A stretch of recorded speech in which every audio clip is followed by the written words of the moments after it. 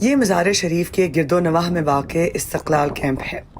افغانستان کے شمالی علاقوں میں بڑھتے ہوئے طالبان کے کنٹرول کی وجہ سے شہری اپنا گھر بار چھوڑ کر ان کیمپوں میں گزر بسر کرنے پر مجبور ہیں۔ افغانستان کا یہ علاقہ امریکہ کے حلیف اتحادی جنگجوؤں، افغان سرداروں کا گڑھ اور زیادہ تر نسلی اقلیتوں کا وطن ہے۔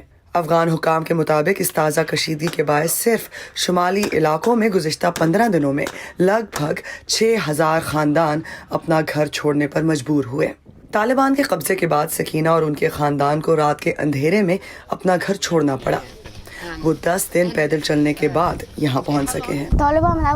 طالبان نے پہلے میرے اسکول کو جلایا، پھر سرکاری فوجیوں پر حملے کیے، تو اس لیے ہمیں اپنا علاقہ چھوڑنا پڑا۔ ہم بہت دیر تک چلتے رہے اور پھر بالآخر ایک شخص نے ہمیں یہاں کا راستہ بتایا اور میں اپنے والد اور والدہ کے ساتھ یہاں آ گئی۔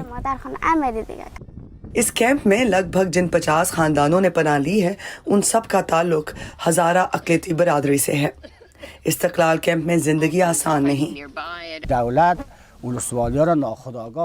حکومت ان اضلاع سے بغیر کسی منصوبہ بندی یا حکمت عملی کے پیچھے ہٹ گئی اور علاقوں کو طالبان کے کنٹرول میں چھوڑ دیا۔ تو پھر جب یہ سب ہوا تو ہمیں اپنے دیہاتوں کو چھوڑنا پڑا، کیونکہ ہمارے علاقے میں آنے کے بعد تو طالبان کسی کو بھی مار سکتے ہیں، اس لیے ہمیں نکلنا پڑا۔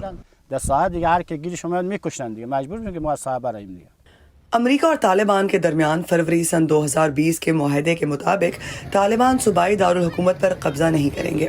تاہم اس وقت طالبان نے جنوبی صوبے قندھار اور شمال میں بغدیس دونوں کا محاصرہ کر رکھا ہے۔ اقوام متحدہ کے افغانستان میں ہیومینیٹیرین چیف نے جمعرات کے روز عالمی برادری سے $85 کروڑ کی امداد کی اپیل کی ہے۔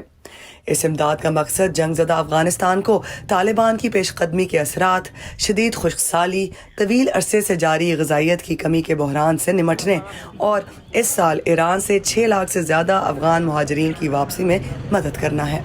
اقوام متحدہ کے مطابق اس وقت تقریباً 1.80 کروڑ افغانوں کو مدد کی ضرورت ہے۔ تازہ صورتحال بدقسمتی سے زیادہ مثبت نہیں۔ اس وقت کل آبادی کا 1/3 غذائی قلت کا شکار ہے۔ ہم نے سال کے آغاز میں انسانی بنیادوں پر مدد کی اپیل کی تھی کہ 1.80 کروڑ لوگوں کو مدد چاہیے۔ یہ آپ اس ملک کی آدھی آبادی کی بات کر رہے ہیں۔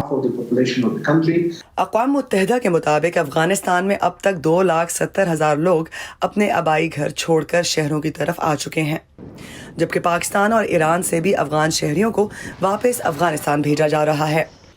امریکہ، روس، چین اور پاکستان سمیت تمام ملکوں نے ہی طالبان کو تشدد کے ذریعے طاقت حاصل کرنے سے باز رہنے کو کہا ہے۔